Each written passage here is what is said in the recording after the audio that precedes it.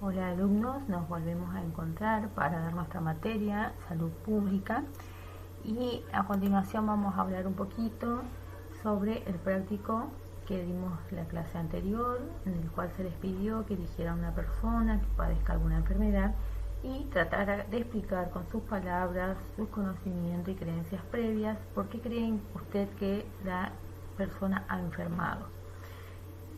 Seguramente desde sus razonamientos, conclusiones y lo que han podido averiguar o preguntar, van a poder observar que a veces en una enfermedad no hay solo una causa, que a veces hay más de una causa o varias causas, ¿sí?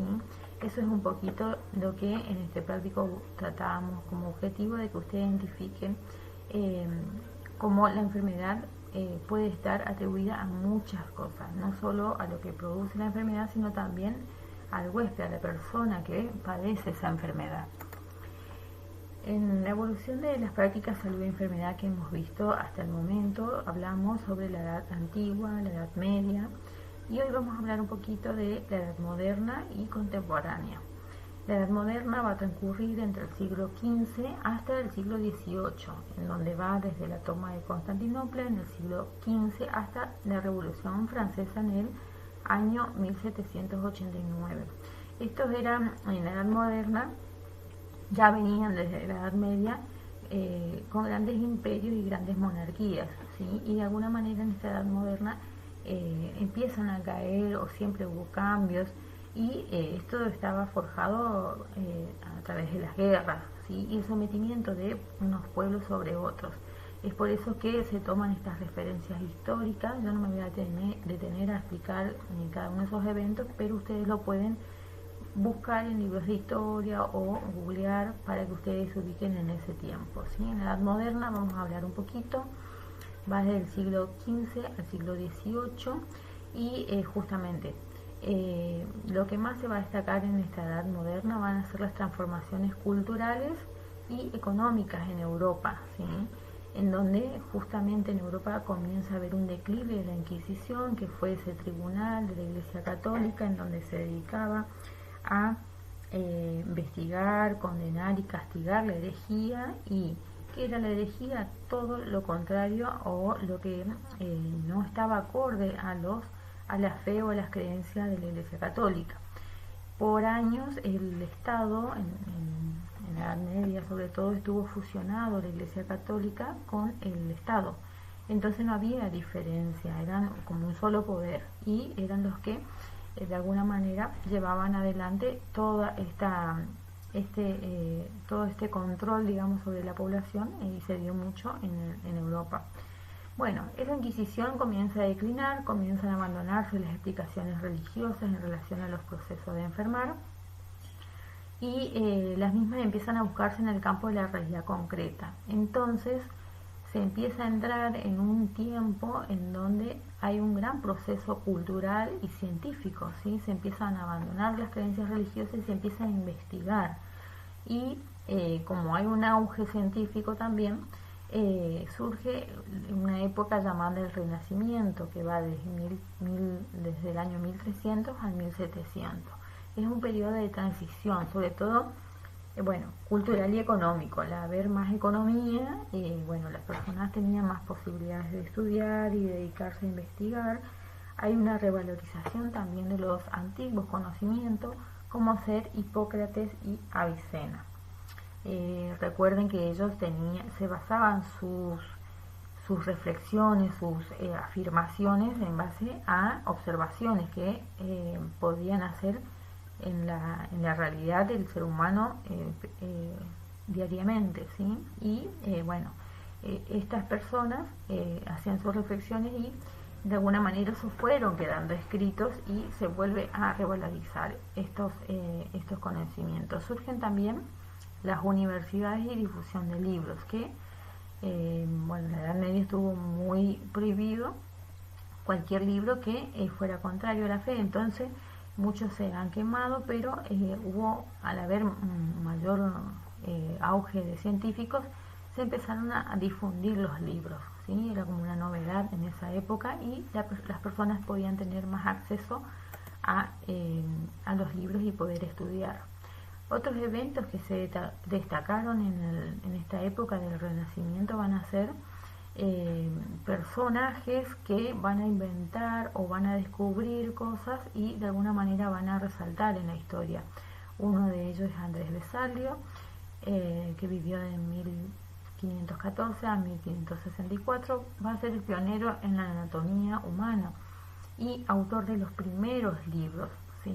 Acuérdense que en esa época se producían los libros, se dibujaba y se publicaba. También va a resaltar esta época por el invento del microscopio que se da en 1550, justamente por Zacharias Janssen, y hay este hallazgo, este invento del microscopio permite confirmar algo que por mucho tiempo se creyó pero no se podía demostrar, ¿sí? Se permite demostrar la presencia de los microbios, ¿sí? Y surge la teoría unicausal. La teoría es como una hipótesis que una persona puede tener y que cuando encuentra el modo de probarlo, de alguna manera va a tomar un peso científico, ¿sí? Y bueno, esto pasaba. Se creía por mucho tiempo que las enfermedades, que es el efecto, eran producidas por un patógeno o algo, un microbio o un virus, un parásito, ¿sí? Y de alguna manera con el microscopio se logra o visualizar esos elementos tan pequeños, ¿sí? Hay desarrollos orientados a la enfermedad y la enfermedad también se va a tratar de explicársela y abordar con tratamiento también desde los síntomas, ¿sí? Desde la observación, que es la clínica. Cuando decimos una enfermedad clínica, la clínica es la observación de esos síntomas. Entonces, lo que va a tratar es lo que relaciona es que muchas enfermedades no tienen los mismos síntomas, ¿sí? Entonces esos síntomas van a estar atribuidos a una enfermedad u otra. En la edad contemporánea va desde el siglo XVIII y se extiende hasta nuestros días, ¿sí? Comienzan sobre todo en 1600 a 1700, comienzan a desarrollarse en algunos países de Europa, como ser Italia, Alemania, Austria, una concepción de las prácticas de salud que ubican al ser humano en su contexto social, ¿sí? Y que responsabilizan al Estado por la salud de la población, dando origen a lo que se dio en llamar sistema de policía médica. Esto se comienza a dar porque antes las poblaciones vivían en zonas rurales y trabajaban mucho en la agricultura, pero con el advenimiento de los pueblos, ciudades, de alguna manera se empezó a identificar problemas con el hacinamiento, ¿sí? Y empiezan a surgir nuevas enfermedades y sobre todo mucha contaminación en los lugares en donde las personas vivían. Entonces, de alguna manera se buscó justamente que estas prácticas, sí, que estén un poco más ordenadas, y el Estado por primera vez toma ese rol de controlar, ¿sí? Por eso en su primer momento tenía como este rol, el de policía médica. Concepciones en la práctica de salud que van a ubicar al ser humano en su contexto social por primera vez, ¿sí? Van a ver que todo lo que esté relacionado con lo social empieza a vincularse también con las enfermedades. Surgen también los primeros estudios a las relaciones entre condición social, económica de la población y la salud, ¿sí? Hasta ese momento solamente estaba la teoría unicausal de que un germen producía una enfermedad, pero ya en esta etapa se comienza a estudiar de que lo social también puede determinar la enfermedad en las poblaciones. Los más destacados fueron, por ejemplo, Bernardino Ramazzini, en donde este médico italiano, considerado el fundador de la medicina del trabajo, comienza a estudiar las relaciones entre la enfermedad y las condiciones de trabajo.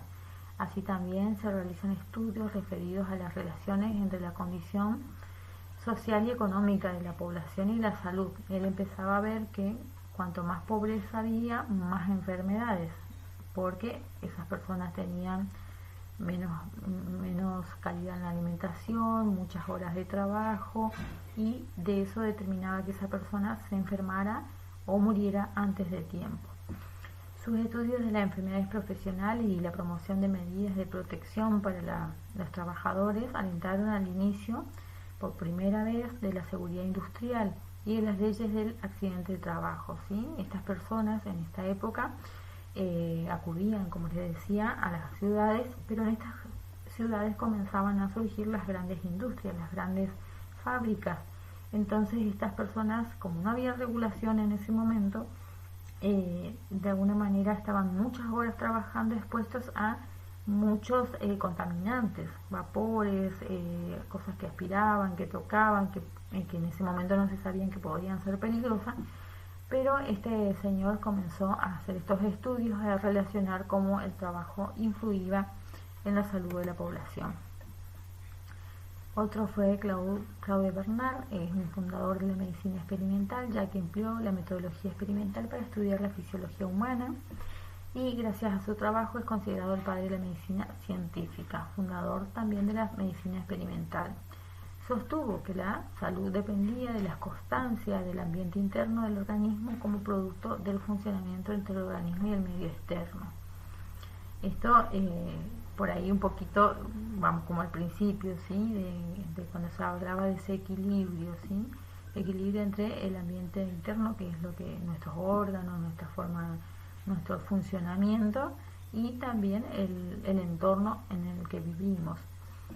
Estos desarrollos científicos técnicos se verán consolidados e incrementados por otros médicos ya en el siglo 2019. Y comienza a hablarse de la medicina social. En 1830 surge la salud pública, con migración masiva de las personas del campo a la ciudad por la revolución industrial. Esto se da mucho en el año 1760 al 1840, en donde las poblaciones instaladas cerca de las fábricas van a tener muchas condiciones de pobreza y hacinamiento, y se comienza a multiplicar con mucho más rapidez las enfermedades, como ser en ese momento en auge la tuberculosis, las neumonías, el sarampión, viruela, cólera. Eran enfermedades que no existían porque las personas trabajaban en la zona rural, pero al venir a la ciudad, como les decía recién, empiezan a tener todas estas enfermedades que se empiezan a convertir incluso en epidemias, ¿sí? Van a afectar a muchas localidades. Y la reivindicación de los trabajadores por un lado y la necesidad de preservar la mano de obra por otro da lugar por primera vez a la salud pública tal cual la conocemos, ¿sí? En donde el Estado trata de alguna manera regular y de mantener la salud de la población a través de mejoras de las condiciones de la vivienda y de la higiene, porque en ese momento las personas vivían muy hacinadas alrededor de las fábricas, o sea que estaban expuestas todo el tiempo a los vapores, a los humos, a los contaminantes, y bueno, la higiene no existía, y de alguna manera al ordenar esto comienza a haber mejoras en los números de casos. También el aprovechamiento de agua y alimentos bacteriológicamente seguros, ¿sí? Antes de eso no existía, y por eso la gente era muy fácil enfermar o transmitirse una enfermedad, porque no había el agua suficiente o porque los alimentos no conservaban las medidas mínimas. A mediados del siglo XIX surge la epidemiología, que va a ser una disciplina que va a estudiar la distribución, frecuencia, factores determinantes, o sea, que van a influir, ¿sí? Predicciones y control de los factores relacionados con la salud y la enfermedad existentes en las poblaciones humanas, ¿sí? Esto pasaba porque, bueno, una cosa es que se enferme una persona, pero que se enfermen muchas personas, y a veces, bueno, como pasa ahora, que por ahí vemos de cerca, se tienen que estudiar los casos, se tienen que tratar de identificar las causas, qué es lo que determina que una enfermedad se distribuya más rápido o no, Bueno, justamente es por eso que surge esta disciplina llamada epidemiología, que se encarga de justamente estudiar cómo se comportan las enfermedades en las poblaciones. También hay un desarrollo de los conceptos sobre agentes infecciosos e inmunidad. ¿Sí? Primero se identificaron los agentes infecciosos, pero también se vio que para que por una persona enferme a veces se necesitaba una determinada condición del receptor del cuerpo humano, ¿sí? Y eso se empieza a descubrir que el factor de la inmunidad de las personas también influía en la posibilidad de enfermar. Entonces esto condujo del enfoque de los estudios médicos y los llevó a hacer especial énfasis en las fuentes ambientales de microorganismos y la forma de transmisión de las infecciones, ¿sí? Entonces vieron que no eran a veces dos responsables, sino que a veces había más de un responsable de que se produjera la enfermedad, y esos responsables podían estar en el ambiente, el calor, la humedad, el clima,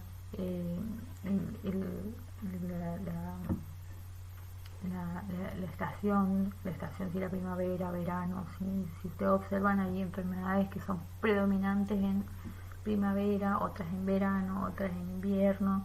Entonces todo esto se empezó a tener más en cuenta, y lo que se llega es a tener un modelo multicausal o triada, ¿sí? En donde se empieza a observar que ya no eran dos unicausales el modelo, una causa y un efecto, sino que a veces había varios.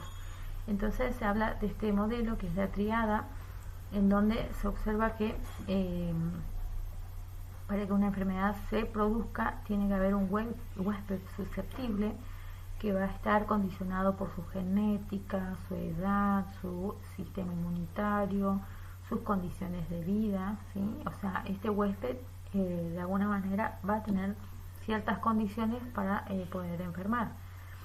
Y también el ambiente, porque en ese ambiente, como les decía recién, puede ser estaciones del año, puede ser inundaciones, pueden ser sequías, pueden ser distintos factores del medio ambiente que también van a predisponer a que circulen más o menos patógenos, ¿sí?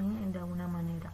Y el agente etiológico se denomina a la gente que produce la enfermedad, si es un virus, si es un parásito, si es una bacteria, ¿sí? Hoy por hoy sabemos mucho de virus, ¿sí? A raíz de esta enfermedad que se presentó a nivel mundial. Entonces, bueno, por todos los medios, al tener más acceso a la información a través de los medios, se pudo aprender, la población común pudo aprender mucho sobre lo que es un virus, cómo se comporta, su tamaño. Obviamente es algo que no se ve, pero se sabe que puede estar, incluso la forma de prevenir. Ya en el siglo XX hay un vínculo entre la medicina y la biología. Empieza a aumentar los conocimientos acerca de la enfermedad a través de los procesos íntimos que ocurren a nivel de los órganos, tejidos, células, componentes bioquímicos del organismo humano, sano o enfermo. Ustedes van a ver ahora en otras materias, anatomía, en otra que se llama fisiología, cómo los órganos, sus partes, cómo están conformados, pero después en fisiología van a ver cómo funcionan entre sí, cómo son sistemas que trabajan en conjunto para el funcionamiento de todo el cuerpo humano. Y ni hablar también de las células, que tienen sus propios forma de reproducirse, de trabajar, digamos, y todo eso que es minúsculo en un primer momento no se conocía, ¿sí? A través del microscopio se empieza a tener acceso a la visualización de todos estos elementos. También en el siglo XX fueron encontrados nuevos recursos químicos y físicos para hacer diagnósticos y tratamientos, ¿sí? Como el rayos X, muchos tratamientos nuevos que no existían, que por ahí los detallo más en el cuadernillo, y eso hace que se pueda tener más acceso a la información de lo que pasaba en el medio interno de una persona. aplicaciones de la genética también a la interpretación y tratamiento de enfermedades, ¿sí? Como la genética, a través del estudio de la genética, se pudo determinar cómo las enfermedades a veces son hereditarias o cómo, por ejemplo, un gen alterado puede dar una malformación. Entonces, estos conocimientos llevó a que también se trabajara en la prevención y tratamiento de ellos. Vamos a hablar un poquito del concepto de salud A continuación vamos a ver los distintos conceptos de salud, sobre todo los más destacados. Son muchos los conceptos de salud porque a veces abarcan muchos aspectos, muchas dimensiones, pero aquí vamos a ver los más destacados. Allá por 1946, la Organización Mundial de la Salud, recién conformada, definía la salud como un estado de completo bienestar físico, mental y social, y no solamente la ausencia de afecciones o enfermedades. Con el tiempo, este concepto en algunos aspectos fue medianamente observado de otra manera, como ser el de Milton Terris, allá por 1964, en donde él decía que la salud es un estado también de bienestar físico, mental, social, pero con capacidad de funcionamiento, y no solo la ausencia de afecciones o enfermedad. Él va a suprimir en el concepto de la OMS la palabra al completo, porque lo consideraba irreal, ¿sí? Porque no siempre se tiene completamente el bienestar, ¿sí? Siempre hay algún aspecto que puede estar en un nivel y otro en otro nivel, ¿sí? Él va a incluir esta palabra que dice capacidad de funcionamiento, cómo el ser humano puede estar trabajando con su capacidad de funcionar en todos sus aspectos de lo físico, mental y social relacionado en su entorno. Esto permite cuantificar también el nivel de salud que puede tener una persona. En la Carta de Ottawa, en 1986, es un documento elaborado por la Organización Mundial de la Salud también. En esta primera conferencia internacional para la promoción de la salud, lo que definieron fue justamente una nueva concepción de la salud, sobre todo porque era necesario observar otros aspectos, ¿sí? Entonces ellos definieron que la salud es el resultado de las condiciones, fíjense las palabras que ya integran: alimentación, vivienda, educación, ingreso, medio ambiente, trabajo, transporte, empleo, libertad y acceso a los servicios de salud. Fíjense cómo van a enunciar todos los aspectos que tienen que ver con el entorno del ser humano, en donde vive, cómo vive, su estilo de vida. Julio Frenk, en 1988, también un médico mexicano con maestría en salud pública, va a definir que la salud es un punto de encuentro. Ahí confluye lo biológico y lo social, el individuo y la comunidad, la política social y económica, además de su valor intrínseco. La salud es un medio para la realización personal y colectiva, constituye por tanto un índice de éxito alcanzado por una sociedad y sus instituciones de gobierno en la búsqueda del bienestar, que es en fin de cuentas el sentido último del desarrollo. Como ven, Julio Frenk ya incorpora otras palabritas que tienen que ver con el entorno del individuo, ¿sí? Su comunidad, las políticas sociales, que tiene que ver con las decisiones que se toman para el cuidado de la salud de la población, y también las decisiones en lo referido a lo económico, ¿sí? A continuación vamos a hablar sobre los modelos teóricos de los procesos salud y enfermedad. Estos modelos significan el modelo de pensamiento, ¿sí?, que existía en una determinada época. Es de algún modo un resumen de lo que vimos anteriormente, pero desde los modelos teóricos. Vamos a ir viendo uno por uno. El modelo mágico religioso que vimos al principio, que se daba en la Edad Antigua, es donde la salud y la enfermedad son el resultado de fuerzas o espíritus, que era la creencia que predominaba. varían de signos divinos o fuerzas desconocidas, incluso religiosas. Época que se dan en las sociedades primitivas. Las principales causas de muerte eran la desnutrición y los traumatismos. En la Edad Media, las epidemias, los traumatismos y la desnutrición constituían las causas de muerte más comunes, y la población tenía por esta época una corta esperanza de vida, o sea que vivían o fallecían muy jóvenes, ¿sí? 40, 50 años.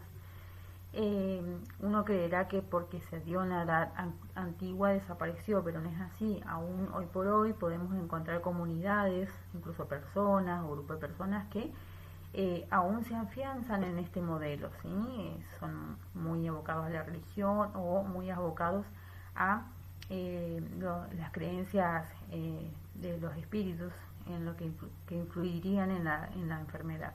Si ustedes hablamos sobre todo en la zona rural, esto aún persiste, ¿sí? Todavía existe el curandero, todavía existe las personas que con oraciones curan el mal de ojo, y bueno, seguramente indagando un poquito en la familia misma, son prácticas que se utilizaban y a veces aún hoy por hoy se utilizan.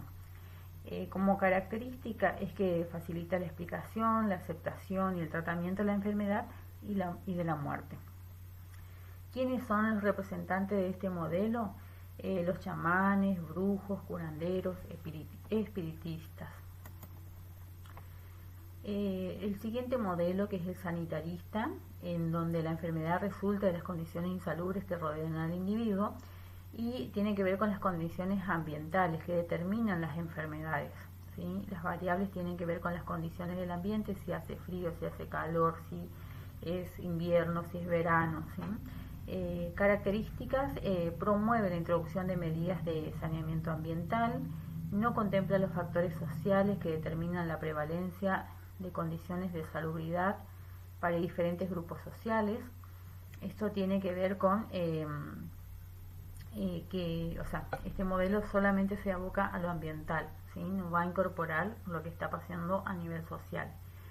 Época de representantes de este modelo tiene que ver con la revolución industrial en Europa y penetración del modelo capitalista en las colonias, como justamente en estos lugares se daban las principales causas de muerte, las enfermedades infectocontagiosas, ¿sí? Que justamente tenían origen laboral, y la desnutrición. El modelo unicausal o biologicista, en este modelo la teoría es que la enfermedad es la respuesta a la acción de un agente externo sobre el organismo. La salud implica la ausencia del agente y se trata de un fenómeno biológico e individual. Como variable vamos a tener que hay un agente causal, un agente que produce la enfermedad, y la respuesta individual de las personas, que es la enfermedad. Como característica, este modelo permite la investigación de medidas de control y de fármacos que han revolucionado el tratamiento individual de las enfermedades. No explica por qué el mismo agente no produce siempre la enfermedad, porque hay personas que se enferman y otras no. Descifra parcialmente las causas de las enfermedades sin descubrir el papel de otros factores, como ser ambientales o sociales. La época en la que más va a predominar, ¿sí?, es en la segunda mitad del siglo XIX y a principios del siglo XX.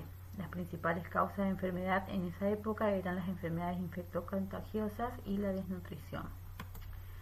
El otro modelo que se presentó es el social, en donde se considera que la salud y la enfermedad se genera por las condiciones de trabajo y de vida del hombre en cada conjunto poblacional, en donde vive, en su comunidad.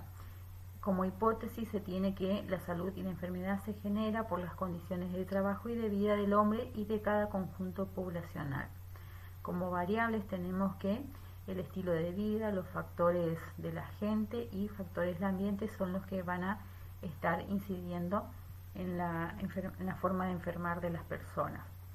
La principal desventaja es que se puede reducir la complejidad del proceso a las relaciones sociales, y como representantes de este modelo tenemos a sus principales expositores, que fueron Peter Frank, Bill Wilshire y Ramazzini en el siglo XIX. En el modelo multicausal o ecológico tenemos que la enfermedad es causada por la influencia simultánea, interacción de varios factores pertenecientes al individuo, al ambiente y al agente de enfermedad. Como variables tenemos que hay factores del individuo que van a predisponer a enfermar, del agente que produce la enfermedad, el patógeno, y el ambiente, ¿sí? Por eso muchas veces se lo llama triada ecológica, digamos.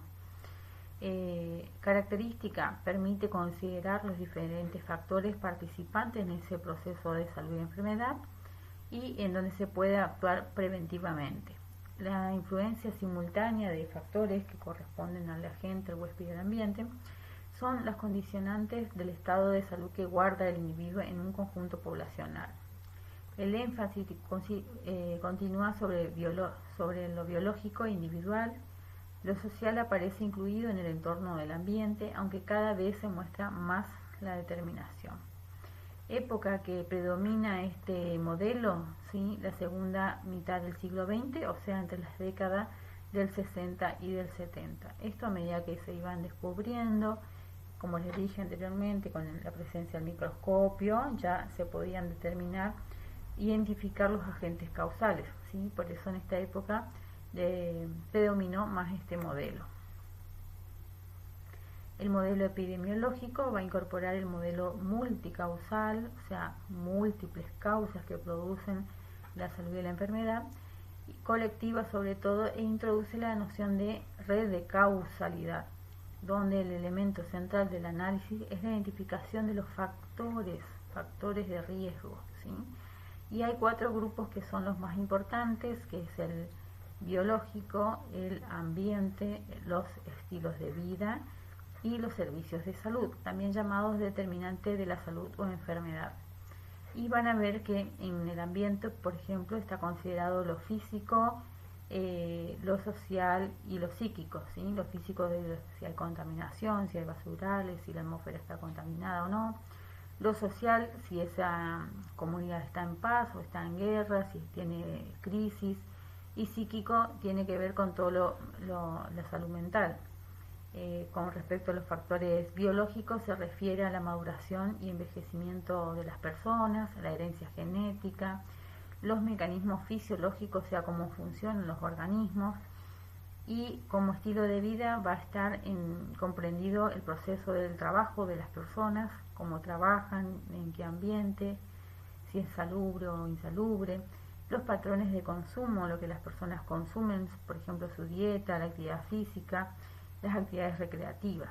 Y con respecto a los servicios de salud, tienen que ver con lo preventivo, curativo y rehabilitación, si esa comunidad o esas personas tienen acceso a centros de salud, hospitales, clínicas, sanatorios y medidas de prevención.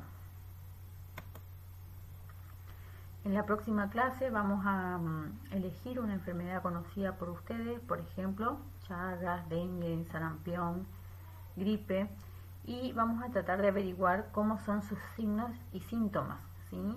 Ya van a ver en las otras materias qué significan la palabra signos y síntomas. Y vamos a tratar de buscarlas, qué signos y síntomas producen cada una de estas enfermedades, eligen una por supuesto, y cómo se realiza la prevención de ella. A la vez vamos a tratar de definir con sus palabras qué es la salud pública para ustedes. Y tratemos de reflexionar, vamos a tratar de reflexionar sobre qué enfermedades actualmente se informan de forma constante y permanente en los medios, ¿sí? Por supuesto que me van a decir, bueno, el COVID, sí, es así. Hoy por hoy el COVID tomó un protagonismo importantísimo en todos los medios, pero bueno, anterior a eso estaba el dengue, estaba la gripe A, también estuvo el sarampión en el 2019. Porque no estén en las portadas no significa que no existan o que no estén presentes. Entonces, si bien ahora, bueno, está colmado todos los medios de información, bueno, si por ahí pueden encontrar algo distinto y traten, o desde el mismo COVID, traten de identificar qué es lo que se informa, ¿sí? Diariamente, mensualmente, qué acciones se realizan para abordar esa enfermedad y cuáles son, ¿sí? vamos a tratar de reflexionar sobre estos puntos para la próxima clase. Hasta luego.